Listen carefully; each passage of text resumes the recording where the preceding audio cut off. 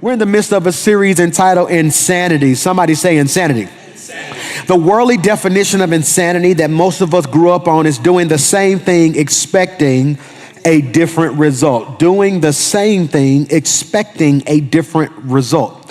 That's critical because our working definition of insanity, Dre, I see what you did. Boy, you a bad boy. Our working definition of insanity is making moves that make no sense to man, but perfect sense to God.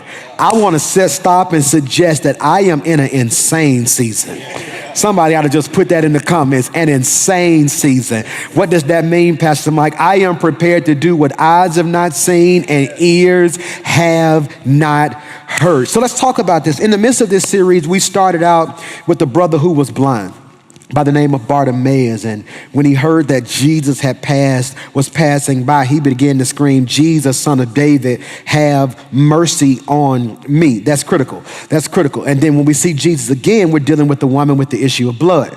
We have two people who are going through some difficult times in their life who both need Jesus in a major way. And they both have to bust some insane moves. That's so critical. They have to bust some insane moves. And I want to talk about real quickly, and let's take really good notes. And I got everybody with me. If you see them in here on this side, I have my men. They are back. Kind of stay away from 3, Dre. So they're back, and I need you to catch this because we got the fellas over here. But on this side over here, we got our ladies. And I'm kind of frustrated because the men must have got together and decided to wear all black while the ladies just came random. That's that Saul spirit right there, ain't it? Y'all did so well for the last 2 weeks. They had to organize, in the words of that beautiful brother who's gone on to be with God, they had to coordinate. So they coordinated over there. So let's talk about the power of desperation. This is critical. The power of desperation. We see a brother who's blind, and this blind brother says, "I got to get Jesus' attention." So what does he do? He begins to scream, "Jesus, Son of David, have what? Mercy on me." So I'm going to put you on the spot. One of you jump in here. Why did he scream mercy and not grace? Let's talk about that. Why did he scream mercy? I think I came out too hot today, didn't it? I came out too hot. Why did he scream mercy and not grace? I'm gonna take a shot at it. It was customary that whenever somebody had an issue that it was subject to, well, it was because of a sin that somebody may have committed that was connected to that person with that issue. So when he cried out, he was talking to not just Jesus as the human, but as his divinity, which means that he was saying that he had the power to forgive him of whatever sin that he possessed, which may have caused whatever issue that he may have had or what was committed. I just wanted to take a shot at it. Did you agree with that, Leslie? I do. Actually, I jumped in where you asked about that, and I looked up the definition of mercy. It says compassion or forgiveness shown towards someone who it is within one's power to punish or to harm. So therefore, he believed that Jesus had the power and the authority to harm him. He had the authority to make him pay for whatever it was that caused him to go left in dealing with the superstition that somebody sinned and caused him to be born blind. Bring that to modernity for me, Pastor Hollis. Make that make sense, because all that sounds good, but I'm not sure they grasp it. No, I think it's so dead on, because ultimately, when I look at mercy, he's appealing to Jesus, his title as a Messiah. He's not just looking at him as a healer. One thing we have to understand, that in that culture, in that time, in that context, they were looking at Jesus as this faith healer. They had yet to accept him as Messiah. And part of, I think, the blessing of this text is that we're looking at a man who's able to recognize what other people can't see. That this is not just this man who can heal me, heal my physical body, but ultimately this is this man who can heal my spirit, my soul, my mind. Give me a working definition. I'm gonna give both sides something, okay? Fellas, you get grace. Ladies, you get mercy, okay? So here it is. So define grace, fellas, real quickly. Define grace. Grace is getting something that you don't deserve. Yeah. You agree with that? So unmerited favor. Boom. Mercy is the punishment not being as bad as it's supposed to be. The punishment not being as bad as it's supposed to be. Okay, so let's talk about this. Grace is getting something you don't deserve. You're saying mercy is the punishment not being as mad. So grace would be the new job, even though I don't have the qualifications. And mercy would be instead of some getting cut off, it just get delayed. or getting probation, or I'm supposed to do time. When I'm Do time, but so I'm showing you what? Mercy. So I want to talk about this. So what's the difference? Well- If I'm standing here, why would I say mercy instead of grace? I think when you look at it with mercy, you know you're guilty. You know you're wrong. You know what you're supposed to get. So you saying, look, just don't make it as bad as it could have been. Y'all ain't giving me what I want yet. Come on.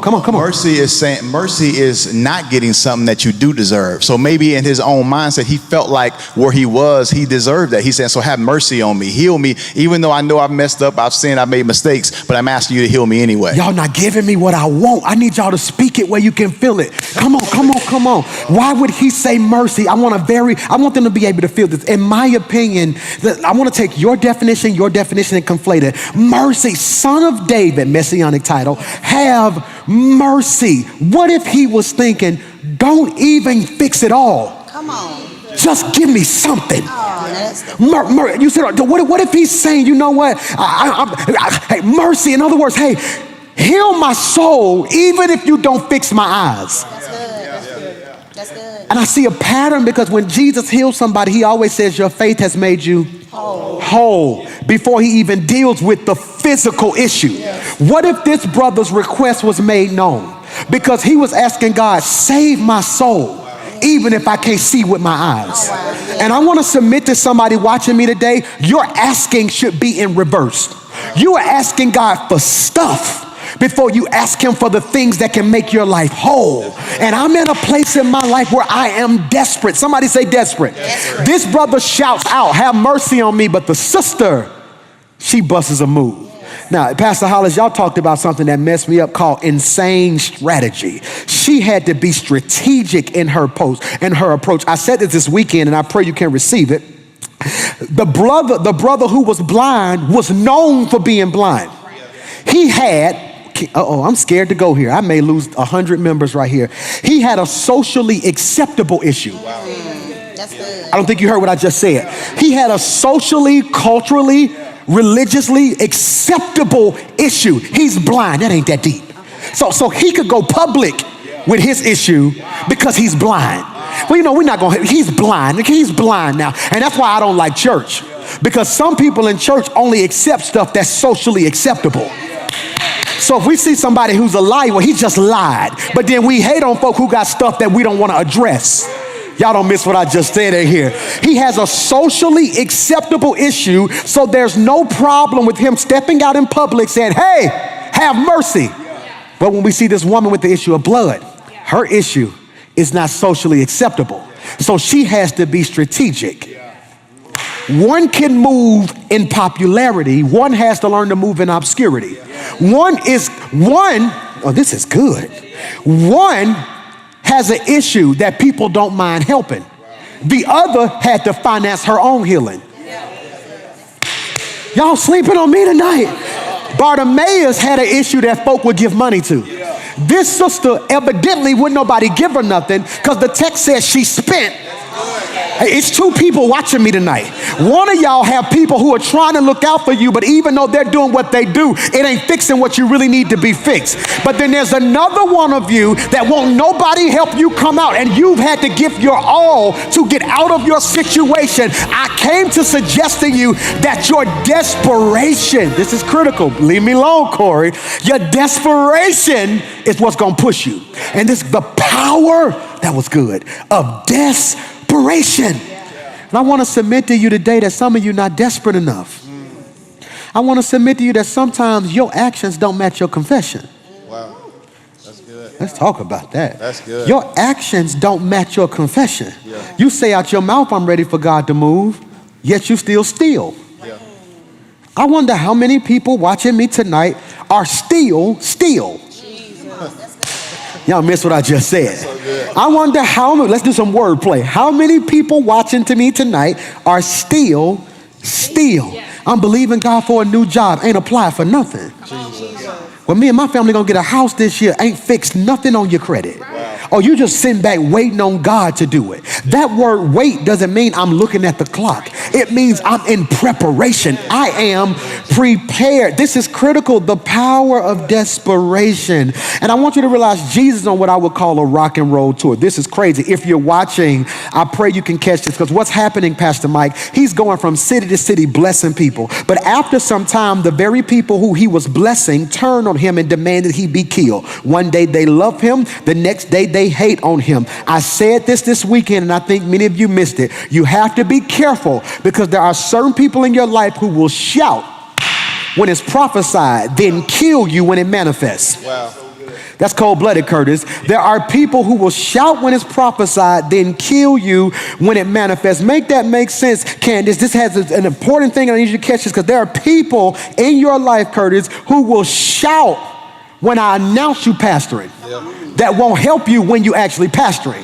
You got to move slides. So you got to understand that there are people who will shout when it's prophesied, then kill you when it manifests. So what do we see? Insanity is doing for love instead of with love. Got to catch up. Insanity is doing for love instead of with love. And what I've discovered in my life is that a lot of the pain I have experienced and endured is because I improperly assessed my own motives. I'm talking to somebody today. I improperly assessed my own motives. Aisha, this is cold-blooded. As good as a person as I was, I realized in my past there were certain things I wasn't doing with love. I was doing for love. And when you do for love, their affirmation becomes your praise. See, if I'm doing it for love, if Leslie doesn't tell me thank you, I feel empty. If I'm doing it with love, she don't have to say nothing.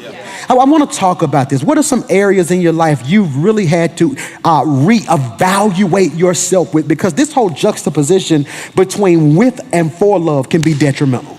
Yeah, I think, Pastor, what you saying that really is such a blessing to me, because even growing up in ministry and now pastoring, there's this temptation many times to, especially when we're so prone to want to hear the crowd talk back to you. You want to hear somebody say that you did a good job. And so as a minister, you'll get in this mindset where you'll start preaching what you know people want to hear instead of what God told you to say. And so then you start battling between if you want to be affirmed or appreciated. Because Stop. No, I need somebody to put that in the comments. I want to do a poll right now if you're watching. What's more important to you, being affirmed or being appreciated? Yes, Break sir. that down. What's the difference? All right, because affirmation is me saying, hey, I approve of you. I love you. Appreciation is, hey, I love what you did. Oh my God. He just said something. Say that again. Say that again. So when I affirm you, even when we look at Jesus being affirmed, when we see God the Father, God the Son, and God the Holy Spirit present when he's baptized, he says, this is my beloved Son in whom I'm well pleased. He's done no miracles. He affirms him. So affirmation, this is cold-blooded. Affirmation means I love you. Yes. Appreciation is I love what you did. Yes. So many of you are going insane because you're asking for affirmation, but you are a slave to appreciation. Yes, sir. So many marriages are broken because what you're really telling your wife is affirm me, but what you're really asking for is I want to feel appreciated. That's critical. And I want to suggest that insanity is the improper excess. Insanity, you done messed me up tonight. Insanity is the improper discernment between appreciation and affirmation. Because look at your pastor. Live long enough, you're going to want both. See, we're not going to be so spiritual that I just walk around and say, I just need to be affirmed. I don't want to be appreciated. The devil is a lie. Devil is a lie. I want to be appreciated. We're painting our bedroom now, and I picked a nice color, and lady told me she liked the color, and when she told me she liked the color, that made me feel good. It made me feel good when I walk in and y'all look at me and say, Pastor, you sure did preach this week. That makes me feel good on the inside. Come on, Curtis. I want to add to that, because I've learned from when there are times where you affirmed me that there's activation in the affirmation. So when you affirm, there's an unlocking or an activation that takes place where power is released because Somebody the a pastor Father has now, ain't it? affirmed you. I'm just giving you how it was given to me. Somebody's because a he started pastor something. now, ain't it? There's activation in the affirmation. Say it again, Curtis. There's activation in the affirmation. Say it like a pastor. There's activation in the affirmation. You better have church with me tonight. There is activation in the affirmation. We're building this together. There is activation in the affirmation. So if then it has to be balanced on both sides. If there's activation in affirmation, then there is blank in appreciation. See, it has to be balanced. Because if we leave it like that, they're going to hang up thinking that affirmation is higher than appreciation. So we got to do this live on the spot. So if there is activation in appreciation, because there's also activation in affirmation too, but let's just go deeper. Let's put ourselves on the line today. What is there in appreciation? I would say motivation. Yes, that's exactly what I was going to say. Motivation. If you appreciate me, that motivates me to want to do more. Tighten up. Hear me now. So when I say this, and back in the back, I need y'all to really tighten up tonight. Hear me when I say this, okay? So activation, there is activation and appreciation. So then there is also motivation in Affirmation. No, I said that wrong. I said that wrong. There is motivation and affirmation as well. It's interchangeable. If you think about it, when you affirm us, that motivates us to want to keep going deeper and want more than what we have now. Just like if you appreciate me for what I do, then I want to do more for you. I wonder who right now is depleted because they haven't felt any appreciation. And because they haven't been appreciated, they now lack motivation. Motivation. A prophet.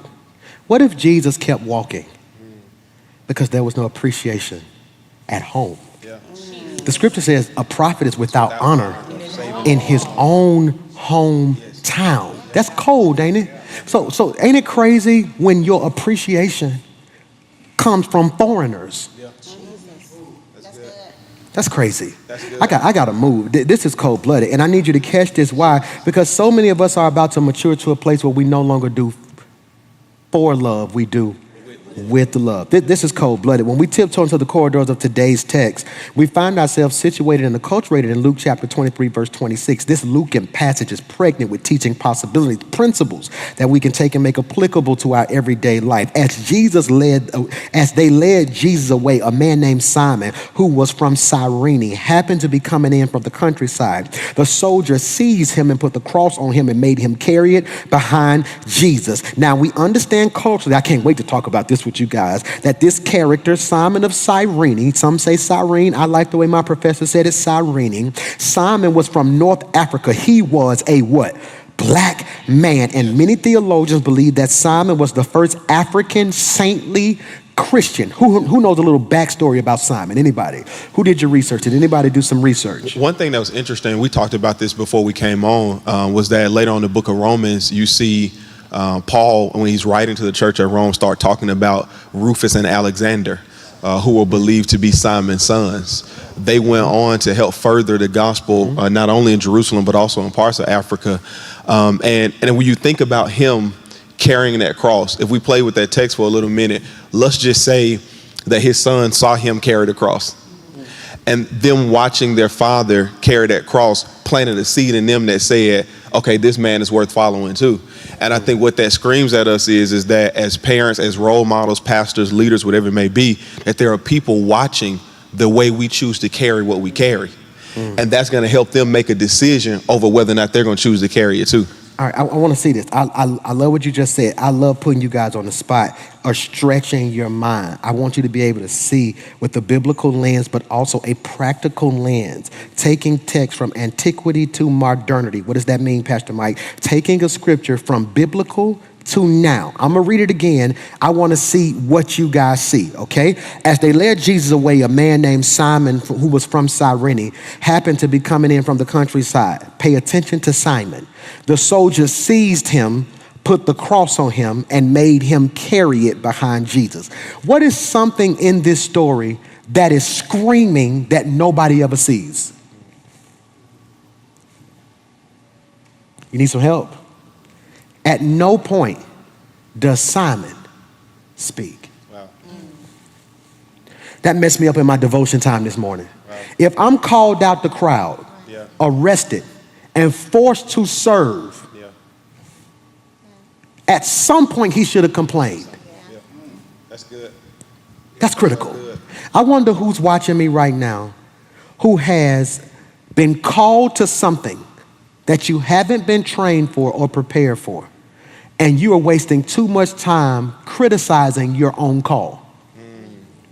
Wow. How am I supposed to carry this? I ain't strong enough. How you know? I'm gonna say this, and 17 people gonna type, he preaching to me. How many of you have went through some things that you did not think in the beginning you would survive, only to survive it and realize you were stronger than you thought? Yes, sir. Yes, sir. 3 phrases in this text should make all of our spidey senses go high. They seized him, put, and made. Yeah. That's critical. We don't know if Simon was strong. We don't know if he was weak. All we do know is without training, without preparation, he was able to handle whatever the enemy threw at him. Insanity is assuming because they did it to you, you can do it. Insanity is assuming because they did it, you can do it. And too many people are sitting on the sidelines of life, watching you guys, watching you carry crosses, assuming they're light. Wow. Wow. I wish I could speak to my singles, and all my singles, you better get ready. I got something crazy coming to you. PMJ Live and Uncut Singles Ministry. It's going to be one of the craziest, most empowering, spiritually edifying nights you've ever experienced in your single season. And one thing I want to submit to you, you are too busy looking at other people's crosses or victories, assuming that's a weight you can carry. Yeah. That's cold-blooded, ain't it? Yeah. I want to talk about this, and I pray you can receive it. I want to submit to you that what's driving a lot of your haters, a lot of your enemies crazy, driving them insane, is that they can't figure out how you're doing what you're doing. Yeah. That's cold-blooded, ain't it? They seized him. The soldiers seized him and put a cross on him and made him carry it behind Jesus. Now notice this is the only story, Luke is the only writer who records this story and says, made him carry it behind Jesus. Behind Jesus. That's critical. I said this weekend, and I pray you can receive it, that proximity can either kill or build. That's cold-blooded. Proximity can either kill or build. I was tripping the other day. I had the boys, we were working on football, and we went to the park and they had their little helmet on and we were throwing the ball. Xander, who's 13, Mason, who's 11. I told Xander to check Mason. I said, jam him. He's hitting Mason in the chest, and Mason's quick. He's normally able to get off of that, but Xander's 13, so he's getting off, but he's feeling it. Hitting him in the chest, hitting him in the chest, hitting him in the chest. And I saw it, and I was paying attention to see if that broke him or motivated him. See, that's what I was doing as a dad. I was trying to sit there and see, would he get discouraged because he wasn't strong enough? Or would he get mad and rise to the occasion? I want to submit to somebody watching me today that you have cowered in seasons when you should have rose to the occasion. You spent too much time talking about what happened when you should have been focusing on what God was trying to change. Oh, I want to talk about that. Let's talk. What crosses have you had to carry that if you didn't address it or approach it the right way, it could have broke you, but because you were spiritually mature, it made you grow? That is so good. Well, for me, Pastor Mike, I've had so many people lately say, Tiffany, I admire the anointing you have. I want to be like you. And I had to break it down and say, do you want to be like the Tiffany who lost her mom at 13, lost her dad at 18, or was pregnant at 14? It's some things I went through before I was out of my teenage years that prepared me and gave me strength in my adulthood. And so, again, going back to that cross, you're looking at something, admiring something that if you had to carry it, it would have broke you. But God anointed me and gave me strength in that. We gotta stop asking. I think one of the most cancerous things that's happening to our culture right now is pictures. This is cold blood. It's pictures. It's pictures. Make that make sense, PMJ? A lot of us are looking at pictures when we should be asking God to reveal to us blueprints. See, a picture shows you the end of a thing. The blueprint shows you how a thing was constructed. Did you catch what I just said? I was tripping the other day, man, because I went and looked at a house with my parents, and I went and looked at it, and I went to another house with my friend, and everybody just got me praying for stuff. Say, Pastor Mike, if you got a second, come stop by here and pray. And I was like, man, it's a nice house. That's their first home, and I hit the wall. I was like, man, this is nice. And he said, yeah, we're going to knock that wall out. I said, what you mean? He said, hit it. I hit it. I hope you catch this. He said, hit the wall. I hit it. I said, what's that? He said, hit it over there. I hit it over there. He said, you don't hear it? I said, no. He said, Pastor, the sound lets me know if this wall can be put. I said, what do you mean? He said, it's too hollow right there. The sound, strength and stability has a sound. That's good. That is good. Strength and stability has a sound. He said, when you hit the brick or the solid part, it was solid. But when you hit something that had no strength, that's good. The sound was different. That's good. Hear me. What was the difference between Bartimaeus and the crowd? The sound. Yeah. Only a trained ear could hear that. Wow. Jesus, Jesus, Jesus, Jesus. Hey, Jesus, hey, Jesus. Is that him? Jesus, Jesus, hey, Jesus. Jesus, Son of David. Yeah. The sound was different. Yeah. You ever heard somebody say it's a different type of sound a hit dog make? Yes. You ever heard a crying baby? Yes. You ever heard a hurting baby? Yes. The sound different. Yes. See, I want to submit to many of you right now that your conversation is the sound. Wow. That's good. That's so good. That's so good. That's cold, ain't it? See, Hollis, I can tell if you mature not by what you say to me when you're not hit, but what you say to me when you hit. Yeah. Did you catch what I just said? See, there is a language to every culture and a language to every season. I took my kids to the doctor. I'll never forget it. And the doctor, when I went to the doctor, they said, on a scale of 10, how do you feel? I said, I'm like a 7. They said, okay, cool, all right, because my knee was hurting. So I need you to catch this. I never forget when I took my babies to the doctor, they said, all right, we got these pictures on the wall. Which face are you? It was a smiley face, a not so smiley face, a screaming face, teary face, because they knew with kids, I have to communicate different. Yeah. It's a lot of grown folk who need children communication. Because age don't equal spiritual maturity. Yes. I'm preaching if you receive that. Age don't equal spiritual maturity. This is cold-blooded, and I need you to catch this right here because Luke says it's something very minute but so important. He did not carry it with him. He carried it behind him. Following is key. This is why Luke also backed it up and said, if you're going to follow me, take up your cross and do what? Follow me. I want to put you guys on the spot right here, and I pray you can receive it. And if you're enjoying this word tonight, I just want you to type, Pastor, this is good. This is good. This is good. I want to talk about this because what do we see? This man is under overwhelming pressure. Overwhelming pressure. Overwhelming pressure. And I want you to catch this. I want you to catch this. The pressure is so thick. Can I just talk it like I see it? Yes, sir. It's one thing to fail in front of y'all. It's another thing to be too weak in front of Jesus. Wow. Yeah. Think about that. I am assigned one of the greatest tasks in the world of helping He who helps us all. Yes. This is critical. This is critical. And I need you to understand, what do you need in your life? Let's go quickly. We see overwhelming pressure. Number 2, we see the original plan. The original plan is for us to follow Jesus. I'm going to say this and I'm going to see how you guys feel about it. The best position, the best political position for the Christian should be homeless. I thought about that today. Wow. Neither political party fits who I am as a black Christian. I am homeless politically. And the Holy Spirit said to me, Michael, you have to get to a place now where you understand in this potential climate, you're going to be placed in some uncomfortable places. Watch this, but it may be your cross. You want to know what I discovered, especially with this new school church and these new school Christians who really believe life ain't nothing but blessings? Yeah. You want your cross to be comfortable. Yeah.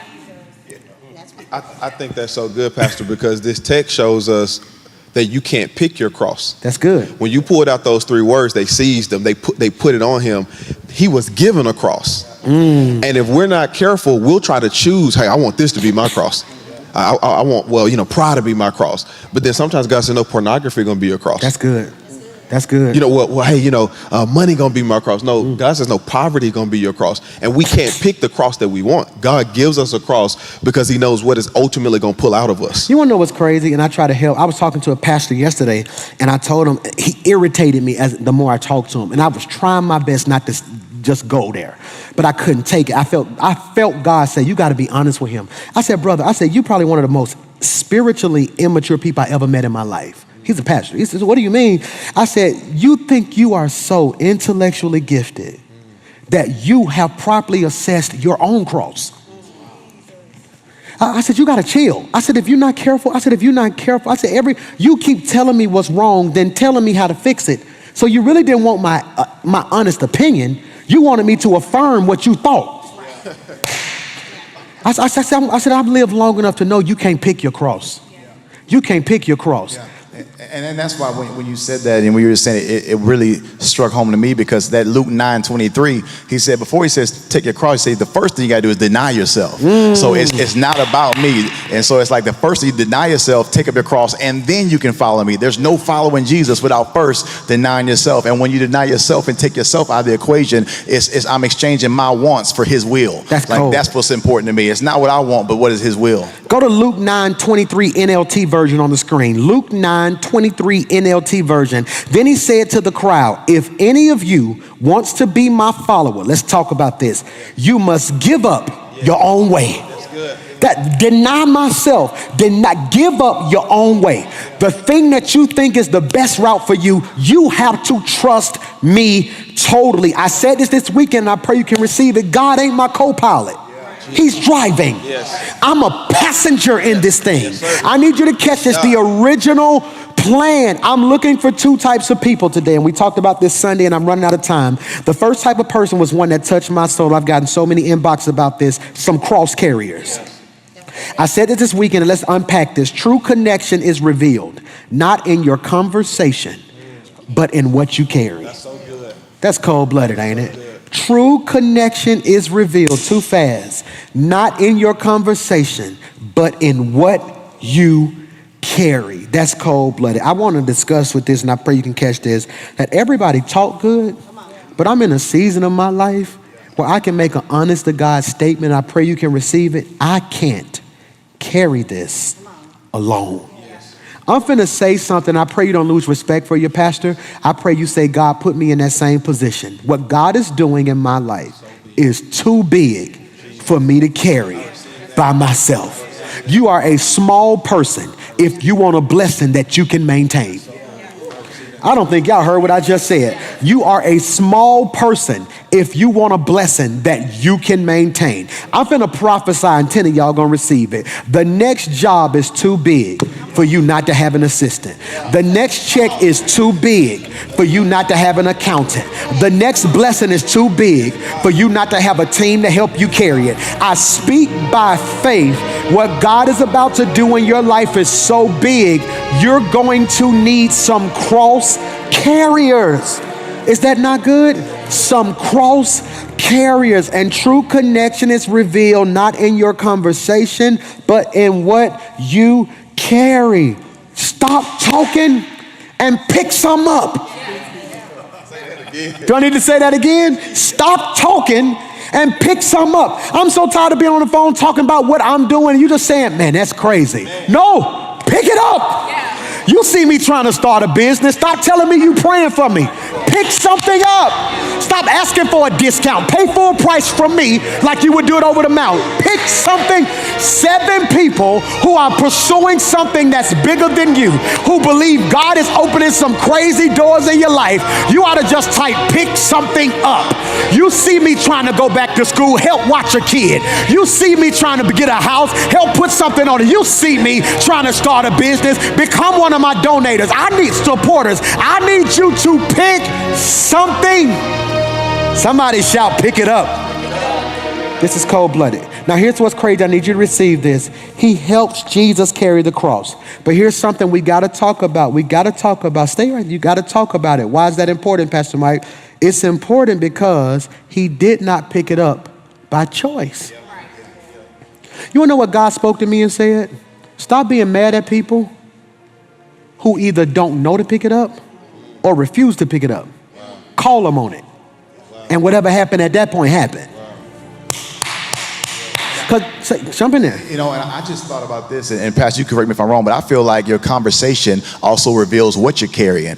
And that's why you know certain people who you go to who carry mess. If people all come to you to gossip, that's probably what you're carrying. But you know who to call for prayer. You know who to call who carrying faith. So that's why when I come like, Pastor, listen, I'm thinking about doing this. What do you think? Because I know what you carry. I know the wisdom you carry. I know the faith that you have. And so a lot of times conversations with people will reveal what they feel like you can carry. I was in a room the other day that I shouldn't have been in. Everybody in that room had just major influence, major money. I don't have none of what they have yet. I don't have none of what they have yet.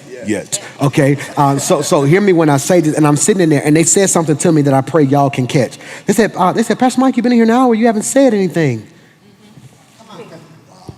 I was afraid that if I started talking, I would reveal I wasn't on that level. So I literally say that what all of you guys have said is very interesting. What we got to do is just kind of stay focused on what the overarching goal is. And I shut up. Because I know conversation will reveal. You ever met somebody, then once they started talking, you said to yourself, oh, you ain't what I thought. See, I need you to catch something. I believe he didn't say a word because Jesus wasn't saying a word. Had Jesus got that, had he got under that cross, and Jesus would have been saying, man, this too heavy, he would have said, man, it sure is. But because he was silent, they were silent. Hollis, Pastor Curtis, my greatest fruit is gonna be what you guys are. You gotta be careful. See, this is why you gotta be careful. You gotta be careful, Pastor Curtis, Pastor Hollis. Those of you who are on this panel, that thousands of people are watching right now, because how you carry yourself outside of that camera says who you're following. I need some cross carriers. But number 2, when they came to the place of the skull, they nailed him to the cross. And not only do I need some cross carriers, I need some people who are nailed to it. In other words, this is, can we put this in the notes? Am I helping anybody? Yes, can we put this in the notes? Connection versus covenant.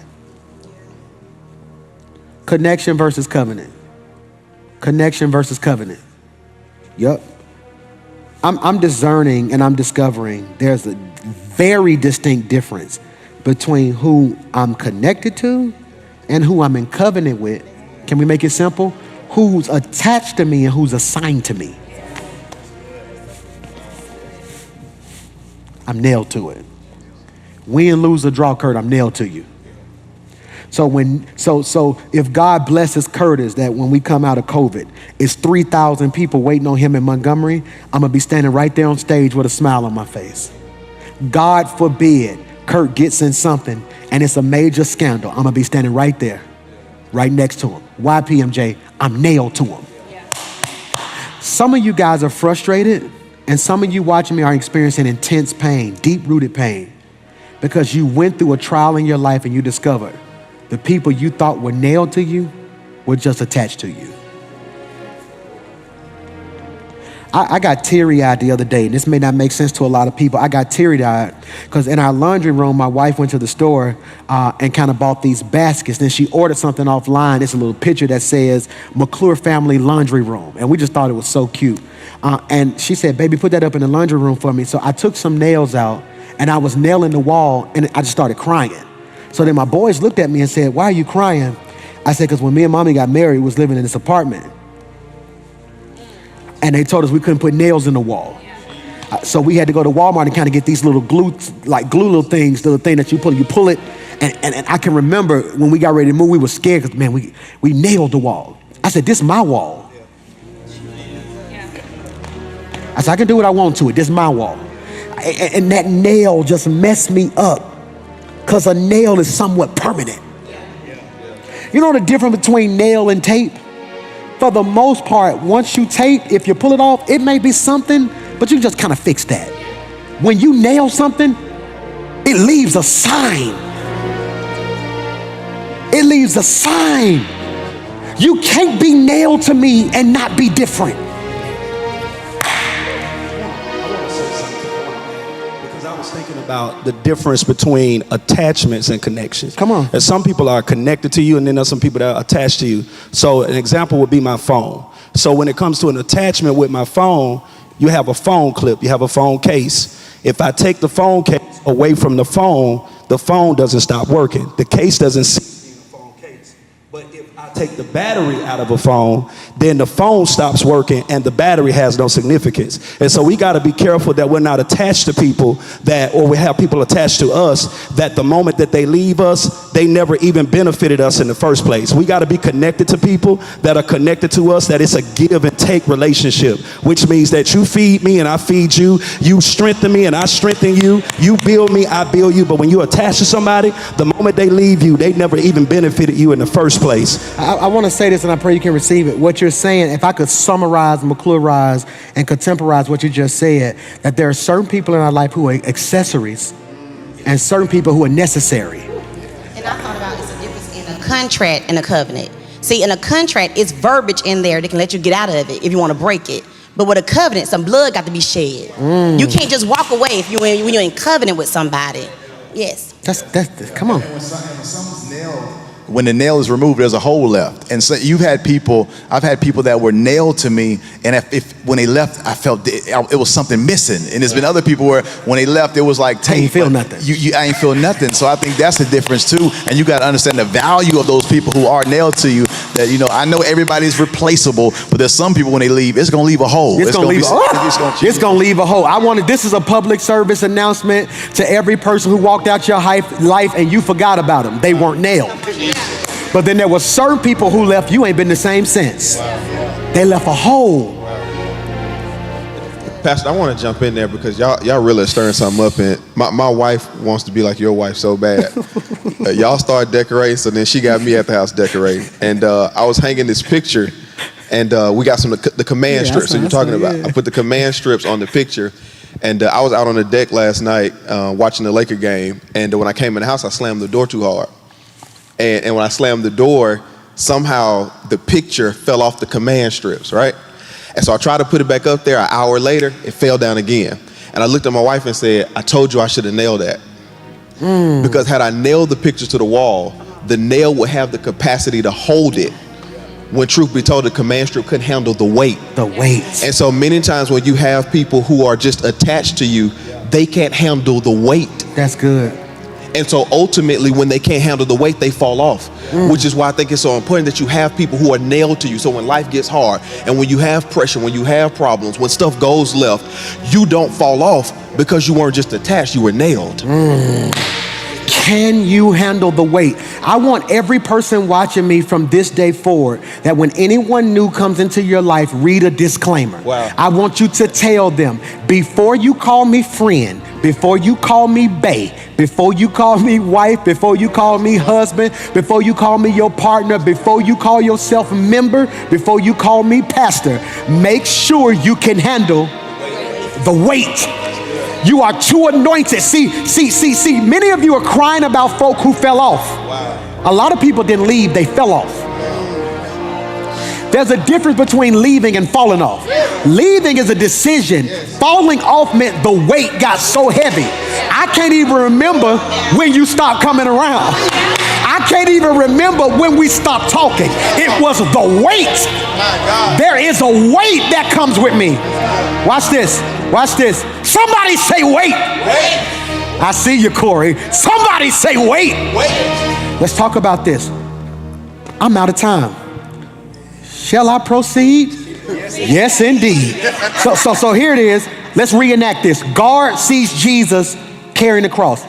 Most scholars believe the reason they picked someone to help him carry it was because they looked and saw Jesus was at a point of death. And had he died before the crucifixion, they would have been killed. There are certain people the devil is using just to keep you alive. Everybody who help you ain't a blessing. Certain people are keeping you alive because the devil has greater plans for you. Do I need to say that again? I've lived long enough to know that God has a plan for me, and also the devil has a plan. Now the devil's plan is not going to work in Jesus' name, but he does put. I gotta go before I lose my train of thought. Jesus, can I paint the picture? Jesus carrying the cross. He's falling. He's walked as far as he could walk. He's been beaten in the back with a cat of nine tails, which means it's ripping his flesh off. So he's bleeding from the back, bleeding from the chest, crown of thorns, bleeding from his head. That's a lot of blood loss. He's weak. We know he ain't ate or drunk nothing. He's at the point of exhaustion. They look and say, somebody got to help him. And they scan the crowd. You, come here. See, we were taught favor was you. But sometimes the enemy picks you because you look different. Jesus. I need you to catch this. It's the look that makes it. I don't know why they picked Simon, but I need you to catch this. I hope you catch this. I hope you catch this. I hope you catch this. I hope you catch this. Jesus evidently needed help carrying his cross. Watch this. And the disciples are nowhere to be found. Peter should have had that cross on his back. Peter, I want to ask you a scholarly question. Luke is writing this, right? Yes. Does this mean Luke was present? No, they actually believe that Luke heard the story secondhand. Secondhand. So Luke gets the story. So was John present? John was present because he later speaks to John at the cross. So John was with mama, right? Yeah. So Luke ain't there. Where Luke? He done scattered. Luke wasn't a part of the disciples. So Luke who's is someone Luke? who shares the story. Okay. So Luke shares the story. So what Down Thomas at? He's somewhere. Hold on. I'm proving a point. Where that big old dinner table they had? Wow. Because you know that big old dinner table Yeah. that all them was at the supper. Yeah. Eating with me. What the folk who got the conversation of carrying cross? So you were good enough to pass out fish. Yeah. Wow. Good enough to roll in the cities with me. But when it got thick, I'm finna paint a picture. It was a foreigner who helped them. I'm finna make somebody scream. This is why the people you thought had your back didn't. And you ended up friends with somebody you thought you would never be friends with. Because it's always the person you least expect to come through for you. That's critical, isn't it? I need you to catch this because it says he had to carry his cross. But once you carry your cross until you get to your purpose, which is Golgotha, you got to get nailed to it. And I'm at a place in my life where I'm understanding that was so cold-blooded what you guys said tonight. If I'm nailed, it's going to leave a mark. Nailed. It's danger in covenant. It's danger in covenant. Here's what we don't talk about. If Curtis ever walks away from me, to walk away from me is dangerous. He can walk away. We can both come mutually and Curtis walk away. And we both come to an agreement. We just outgrew each other. We're different. Booyah. If Kurt walk away and don't even say nothing, it's going to be assumed something happened. Because the perspective is he's what? Nailed. There's those people who walked out my life just was never the same when they was gone. It wasn't fun. They left a hole. That hole is so important, Tiffany, because when they come back, how does Jesus prove it's him? He shows them the holes.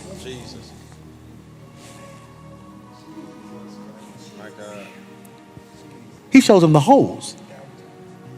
You should have just recognized my face, but that ain't good enough. I'm going to show you what I survived. Holes, I'm going to show you the testimony. And I think that helps. Even when I look at relationship with establishing with you, when you can be transparent and honest enough to let people see your holes, so that people can know how to love you, so people can know what you need. Because a lot of times we think people come to us whole. A lot of time God sends us people that already have holes, that He's bringing us into their life because He knows that we have what they need. We carry what they need to be able to love them even past the holes, the disappointments, the people that have walked out, that have hurt them. That we're the ones that can be the ones that can carry that to make them whole. Our door, when you walk into our house from the garage, did not have a stopper behind it. So the boys, of course they walk in the house, blow the door open. What happens? The knob knocks a hole in the wall. I need you to catch this right here. All right, so I tell the people yesterday, I say, how do I fix this? Is it going to be expensive? He said, no, Pastor Mike, I'm not charging you for that. That's nothing. Hole was about that big. I said, what you going to do? I hope you catch this. I'm going to mud it. I said, can you explain to me what mud is? I'm gonna just take this right here, slap, slap, slap, slap, put that over it, then I'm gonna smooth it out. Let's let it sit for a day. Let it sit for a day. He comes back the next day, it's hard, right? So I'm like, man, that's cold-blooded. But then he fusses at me. He says, Pastor Mike, he said, what you did last night? I said, I didn't do nothing. He said, what you do last night? I said, I didn't do nothing. He said, I gotta re-mud this wall. I said, why? You didn't touch it? I said, I just wanted to see if it was ready. He said, but I said, don't touch it till this morning.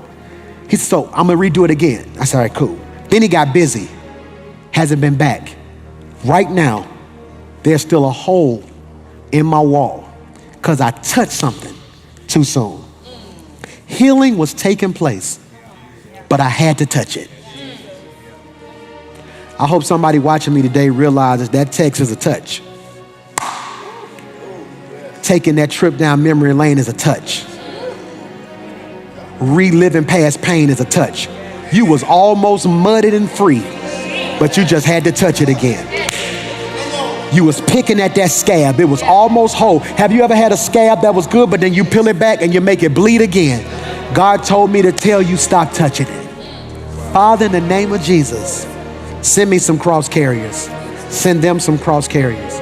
But send them some people who are nailed to it. I pray every day because I'm nailed to the vision. I give because I'm nailed to it. I'm faithful because I'm nailed to it. That God, I pray right now that they grow to a place where they understand the difference between connection and covenant. God, when I came into the building tonight, they told me the stream was live and I wanted to share it with all of my followers. There's only one problem. I was not connected to the internet. I asked for the right Wi-Fi. Once I got connected, I was able to share. God, the thing that I love so much is that connection is temporary. That connection feels like covenant because it only works in proximity. Covenant is not just to a place, it's wherever I go. And God, I promise to take you not just to church, but I take you on my job. I take you around my family. I promise to be loyal to those who I've given covenant to.